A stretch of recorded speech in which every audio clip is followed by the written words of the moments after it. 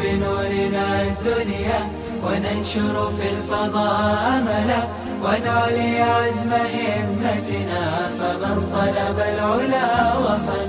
بسم الله الرحمن الرحيم. الحمد لله رب العالمين والعاقبة للمتقين والصلاة والسلام على سيد الأنبياء والمرسلين سيدنا وحبيبنا وحبيب رب العالمين محمد وعلى آلہ واصحابہ ومن ہدى بہدیہ الی یوم الدین.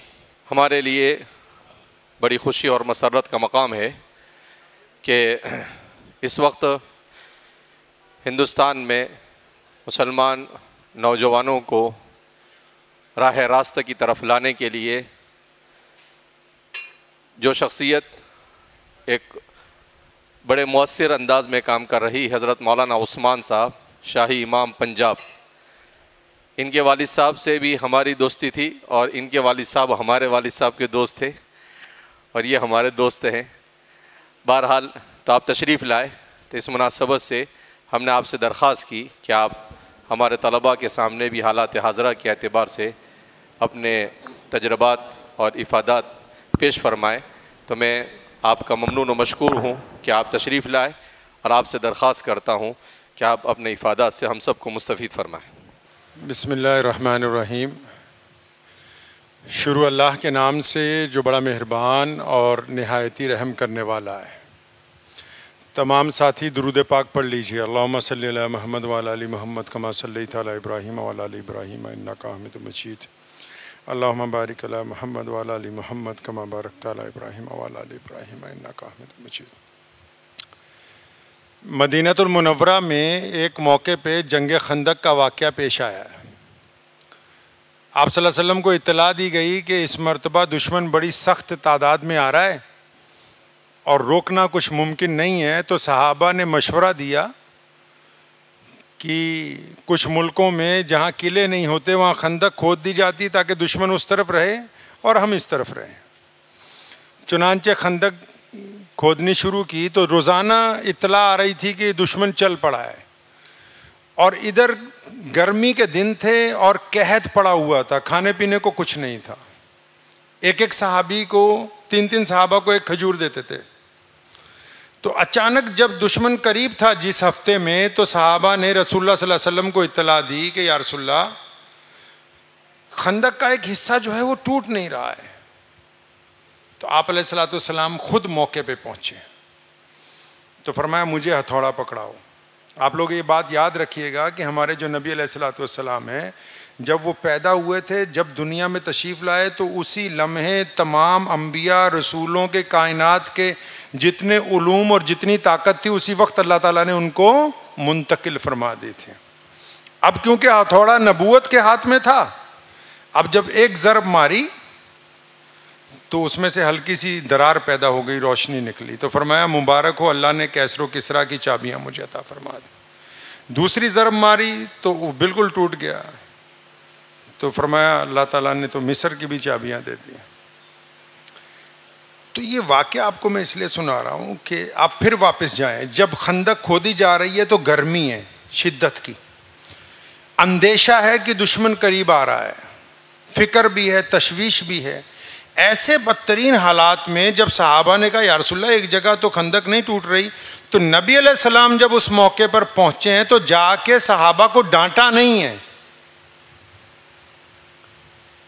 ان کی جا کے خبر نہیں لی کہ تم اتنی دیر کیوں لگا دی، پہلے کیوں نہیں بتایا. پریشانی کا اظہار نہیں کیا، کمزوری کا بھی اظہار نہیں کیا.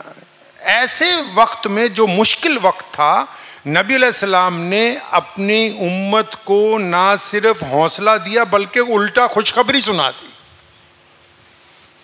تو یہ صرف ایک واقعہ نہیں ہے سننے کے لیے، اس میں تربیت کی بات یہ ہے کہ اگر زندگی میں کبھی مشکل حالات آ جائیں، قوموں پر آ جائیں، ملک پر آ جائیں، گھر میں آ جائیں، تعلیم میں آ جائیں، کاروبار میں آ جائیں، تو مشکل حالات میں بھی اپنے آپ کو پازیٹیو رکھنا محمد رسول اللہ صلی اللہ علیہ وسلم کی سنت ہے. آپ علیہ السلام کی سب سے بڑی سنت ہی یہی ہے. کون سی؟ 23 سالہ نبوی زندگی میں نبی علیہ السلام 24 گھنٹے پازیٹیو رہے. جب بھی گفتگو مثبت گفتگو، جب بھی گفتگو حوصلہ دینے کی گفتگو، غریبوں کو ساتھ لگانے کی گفتگو، برائیوں کو چھوڑ کے اچھائیوں کی گفتگو. ایک صحابی نے شراب پی لی تو ان کے درے لگ رہے تھے, تو کسی نے کہا کہ تیرا بیڑا غرق ہو جائے. اب نبی علیہ السلام نے اس کا گریبان پکڑا, بھئی تم بد دعا دینے والے کون ہوتے ہو؟ مجھے جو ہے اس کے عمل سے تکلیف پہنچی ہے, اس کی ذات سے تکلیف نہیں ہے. آپ نے کل کو امامت کرنی ہے, مسلمانوں کی قیادت کرنی ہے, آپ لوگوں نے ذہن میں اس بات کو بٹھا لیجئے کہ ہمیں پازیٹیو رہنا ہے, مثبت رہنا ہے, منفی نہیں رہنا. کون کیا کرتا ہے اس سے کوئی پرواہ نہیں, ہم بہتر کر سکتے ہیں کہ نہیں, ہم کتنا اچھا کر سکتے ہیں یہ بتائیے, ہماری ذات سے کیا فائدہ ہو سکتا ہے وہ بتائیے. یہ زندہ مثال ہے آپ کے پاس. خادم قرآن حضرت مولانا غلام بستانوی صاحب رحمۃ اللہ علیہ, اللہ تعالیٰ ان کے درجات بلند فرمائے, وہ اس چکر میں تھوڑی کبھی پڑے بھی کون کیا کر رہا ہے کون نہیں کر رہا ہے, نہیں, ہم کیا بہتر کر سکتے ہیں. اور پھر اتنی بڑی ادارہ آپ کے سامنے موجود ہے. آپ نے اپنی زندگی میں, ہمارے ہاں یہ رواج پڑ گیا ہندوستان میں, ایک دوسرے پر نکتہ چینی کے اوپر ہی مسائل, ایک دوسرے پر فتوے. فروعی مسائل اسلام کی ضروریات ہیں, وہ مقصد اسلام نہیں ہے. ارے وضو کرنا, مسجد میں صفیں درست کرنا, امام کے پیچھے کھڑے ہونا, یہ ضروریات دین ہے. مقصد دین نماز پڑھنا بھی اسلام کی ضرورت ہے. مقصد اس نماز کے ذریعے, ان الصلاۃ تنہا, اس نماز کے ذریعے ہم برائیوں کو چھوڑ کے اچھائی کی طرف منتقل ہو جائیں. ضروریات کو سمجھیے کیا ہیں اور پھر اپنے مقصد کی طرف متوجہ ہو جائیے. تو مقصد کو ذہن میں, آپ تو خوش قسمت ہیں کہ آپ نے حضرت مولانا غلام بستانوی صاحب کا دور دیکھا ہے, اور آپ اس سے زیادہ خوش قسمت ہیں کہ اب جس شخص کے ہاتھ میں آپ کی قیادت ہے ماشاءاللہ, حضرت مولانا حذیفہ صاحب بستانوی مد ظلہ علیہ, اللہ ان کو اور مزید قوتیں عطا فرمائے. اتنا بہترین خوش اخلاق عقائد آپ کے پاس موجود ہے, تو آپ کو اپنی اس خوشبو کو پوری دنیا میں پہنچانا ہے. ہم ایک دوسرے پر جج نہیں لگے ہوئے. آپ ایک دوسرے کی نکتہ چینی کچھ لوگ کرتے نا, بھی فلاں کیا کر رہا ہے, ہم جج نہیں لگے میرے بھائی.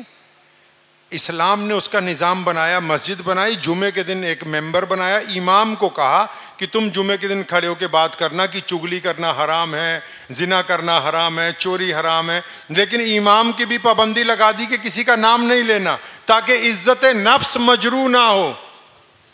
آپ اگر بڑا کام کرنا چاہتے ہیں, آپ کا ارادہ زندگی میں آگے بڑھنے کا, تو لوگوں کو خوشخبری سنائیے.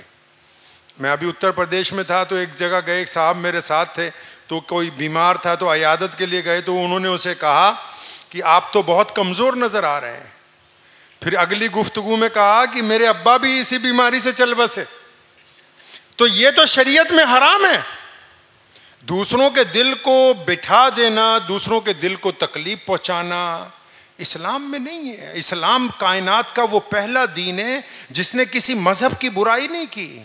ہم لوگ کسی مذہب کی برائی کرنے کے لیے دنیا میں نہیں ہے. ہم کو اپنا پروڈکٹ اچھا بنانا ہے بھائی, اپنا کردار اچھا بنانا ہے. بنائیں گے انشاءاللہ. وقت بھی بہت تھوڑا سا ہے, تو حضرت کا حکم ہو گیا. یہ میرے بڑے بھائی بھی ہیں اور دوست بھی ہیں ماشاءاللہ. ہمارے ہاں 7 سالہ اجلاس جب ہوا تھا, تو اس میں حضرت مولانا حذیفہ صاحب مد ظلہ تشریف لائے تھے. اب 2029 میں مجلس رار اسلام کے 100 سال پورے ہوں گے, تو اس کی بھی انشاءاللہ تعالیٰ صدارت فرمائیں گے انشاءاللہ تعالیٰ. تو دعا کیجیے اللہ تعالیٰ ان چند باتوں پہ مجھے اور آپ کو عمل کی توفیق عطا فرمائے. وآخر دعوانا الحمدللہ رب العالمین. اجازت. الحمدللہ رب العالمین الرحمن الرحیم مالک یوم الدین ایاک نعبد وایاک نستعین اهدنا الصراط المستقیم صراط الذین انعمت علیہم غیر المغضوب علیہم ولا الضالین. اللهم صل علی محمد وعلی آل محمد کما صلیت علی ابراہیم وعلی آل ابراہیم انک حمید مجید. یا اللہ تمام تعریفیں آپ کے لیے ہیں, آپ کی عبادت کرتے ہیں اور آپ سے مدد چاہتے ہیں. یا اللہ پوری دنیا کے انسانوں پر اپنا فضل, اپنا کرم, اپنا رحم نازل فرما. بیماروں کو شفا عطا فرما, تنگ دستوں کی تنگ دستی کو دور فرما, پریشان حال لوگوں کے لیے آسانیاں پیدا فرما, اہل حق کو فتح مبین عطا فرما. یا اللہ یہاں بیٹھے ہیں آج عقل کنواں میں ہمارے مربی اور محسن خادم قرآن حضرت مولانا غلام محمد بستانوی صاحب رحمۃ اللہ علیہ. یا اللہ ان کے درجات کو بلند فرما, جنت الفردوس میں اعلیٰ علیین کا فیصلہ فرما. یا اللہ ان کے فرزند ارجمند اور ہمارے اس وقت قائد حضرت مولانا حذیفہ بستانوی صاحب مدذلو علیہ کی بد نظری سے حفاظت فرما، حسد سے حفاظت فرما، ان کی قیادت میں ملت اسلامیہ کو مزید آگے بڑھنے کی توفیق عطا فرما، ان کا فیض مسلمانوں کے ساتھ ساتھ غیر مسلموں میں بھی عام فرما، اس خطے کے تمام قرب و جوار کے لوگوں سے پیار اور محبت کا سلسلہ عام فرما۔ یہ مختصر دعائیں ہیں، آپ انہیں اپنے پیارے پیغمبر جناب محمد صلی اللہ علیہ وسلم کے صدقے قبول فرما لیجئے۔ اللہم بارک علی محمد وعلی آل محمد کما بارکت علی ابراہیم وعلی آل ابراہیم انک حمید مجید، وصلی اللہ تعالی علی خیر خلق اجمعین وبرحمتک یا ارحم۔ السلام علیکم۔